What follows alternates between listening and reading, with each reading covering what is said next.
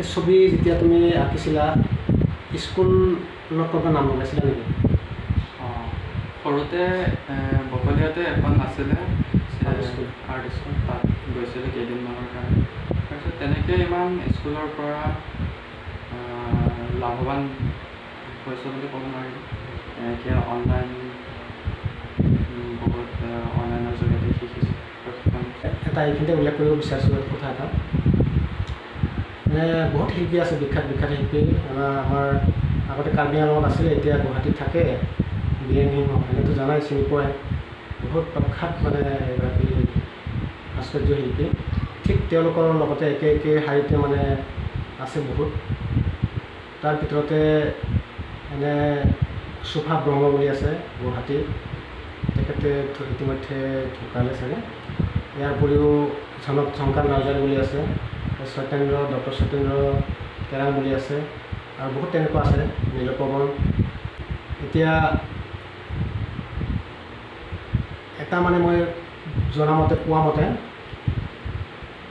আজি তোমাৰ যিটো চিত্ৰশিল্প বা মানে চিত্ৰৰ যিটো ছবি অংকন, এই ছবিটো বাহিৰত দেশ বিদেশত যেনেকুৱা মানে কিবা মানে এক্সিবিশ্যনত স্থান পাইছে, ঠিক তেনেকুৱা আমাৰ সুভা ব্ৰহ্ম নামৰ শিল্পীগৰাকীৰো মানে বিদেশত মানে এক্সিবিশ্যনত স্থান পাইছিল।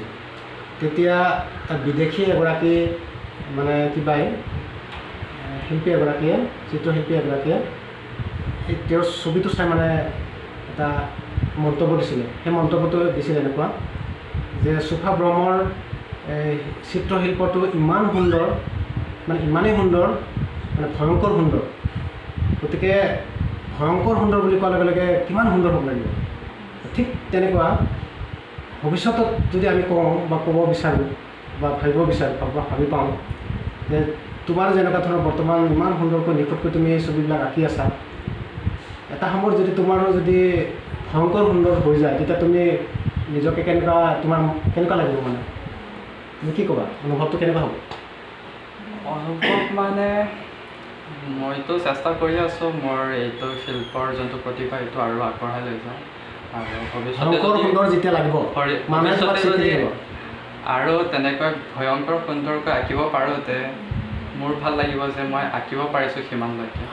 আমি যিখিনি অনুভৱ কৰিছোঁ এই এইখিনি বয়সতে তুমি ইমান ধুনীয়াকৈ হুবহু আঁকি আছা ছবিবিলাক। গতিকে প্ৰাক্তন মানে প্ৰধানমন্ত্ৰী, বৰ্তমান প্ৰধানমন্ত্ৰী গোটেইখিনি ছবি তুমি আঁকিছা। হিমা দাসকে আদি কৰি যিমান মানে মহাত্মা গান্ধীকে আদি কৰি দেশ বিদেশৰ বহুত চিত্ৰশিল্পী বা কিবা সাংবাদিক, সাহিত্যিক বহুতো আঁকিছা।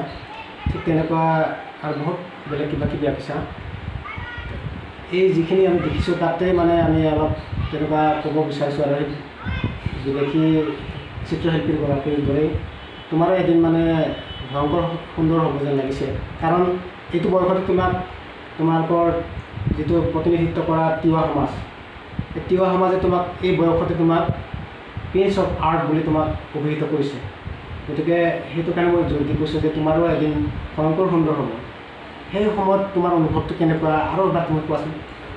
প্ৰথমতে ধন্যবাদ আপোনালোকে যে এইদৰে আঁকোৱালি লৈছে। সেই সময়ত অনুভৱটো কেনেকুৱা হ'ব বুলি ক'বলৈ তেনেকৈতো ক'ব নোৱাৰি। সেইটো অনুভৱ কৰিলেহে ক'ব পাৰিম চাগে। তাৰপিছতে এতিয়া তুমি তোমাৰ জীৱনত মানে তোমাৰ ভাল মহান তেনেকুৱা শিল্পী হওক, সাহিত্যিক হওক বা ভাল মানুহ হিচাপে তুমি তোমাৰ জীৱনত আদৰ্শ বা এটা প্ৰতিচ্ছবি হিচাপে কাক লৈছা? তেনেকুৱা মানুহ কাক ক'বা তুমি? বিভিন্ন ধৰণৰ চিত্ৰশিল্পী আছে, ভাস্কৰ্য শিল্পী আছে।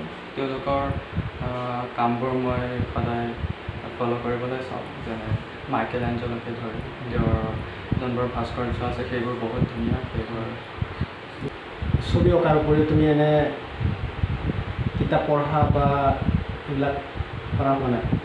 অধ্যয়ন কিতাপ পঢ়া হোৱা নাই? বাহিৰে কিতাপটো নাই।